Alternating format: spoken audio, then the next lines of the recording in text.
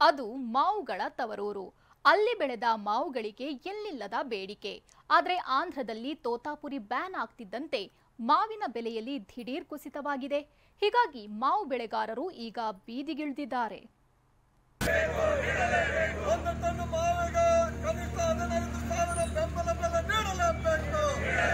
ರಸ್ತೆಗೆ ರಾಶಿ ರಾಶಿ ಮಾವು ಸುರಿದು ಆಕ್ರೋಶ. ಮಾವಿನ ಮೇಲೆ ಮಲಗಿ ಪ್ರತಿಭಟನೆ. ಮಾವು ಬೆಲೆ ದಿಢೀರ್ ಕುಸಿತದಿಂದ ಕಂಗಾಲಾಗಿರೋ ರೈತರು ಇಂದು ರಸ್ತೆಗಿಳಿದಿದ್ರು. ರಾಜ್ಯದ ತೋತಾಪುರಿಗೆ ಆಂಧ್ರದಲ್ಲಿ ಬ್ಯಾನ್. ದಿಢೀರ್ ಬೆಲೆ ಕುಸಿತ, ಸಿಡಿದೆದ್ದ ರೈತರು.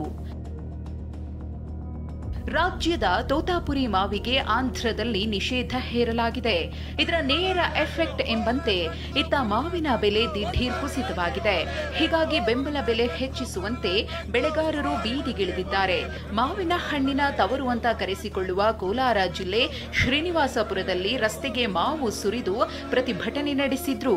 ಇವತ್ತು ಮಾವಿನ ಬೆಲೆ ತೀವ್ರವಾಗಿ ಕುಸಿತವಾಗಿ ನಾವು ಸುಮಾರು 10 ದಿನಗಳಿಂದ ನಿರಂತರವಾಗಿ ಹೋರಾಟವನ್ನು ಮಾಡಿ ಇವತ್ತು ಜಿಲ್ಲಾಧಿಕಾರಿಗಳು ಮತ್ತು ತಾಲೂಕು ದಂಡಾಧಿಕಾರಿಗಳಿಗೆ ಮನವಿ ಪತ್ರಗಳನ್ನು ಕಳಿಸಿದ್ದೇವೆ. ಇವತ್ತು ಶ್ರೀನಿವಾಸಪುರ ತಾಲೂಕಿನಾದ್ಯಂತ ಬಂದನ್ನು ಕರೆದು ಬಂಧನ ಮಾಡಿದ್ದೇವೆ. ಅಷ್ಟಕ್ಕೂ ಮಾವಿನ ಬೆಲೆ ಎಷ್ಟಿದೆ, ಬೆಲೆ ಕುಸಿತಕ್ಕೆ ಕಾರಣವೇನು ಅಂತ ನೋಡಿದ್ರೆ, ಹಿಂದೆ 1 ಟನ್ ಮಾವು ಬೆಳೆಗೆ 10 ರಿಂದ 12 ಸಾವಿರ ಇತ್ತು. ಈಗ ಅದು 2 ರಿಂದ 3 ಸಾವಿರಕ್ಕೆ ಕುಸಿದಿದೆ.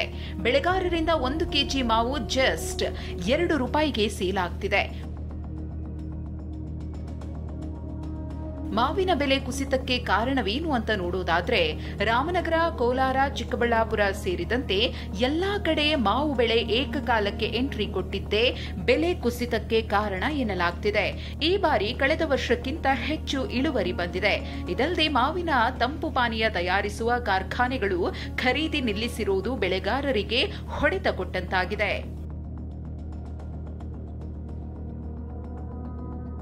ರಾಜ್ಯದ ಮಾವು ಆಂಧ್ರದಲ್ಲಿ ಬ್ಯಾನ್, ಸಿಎಸ್ಗೆ ಪತ್ರ.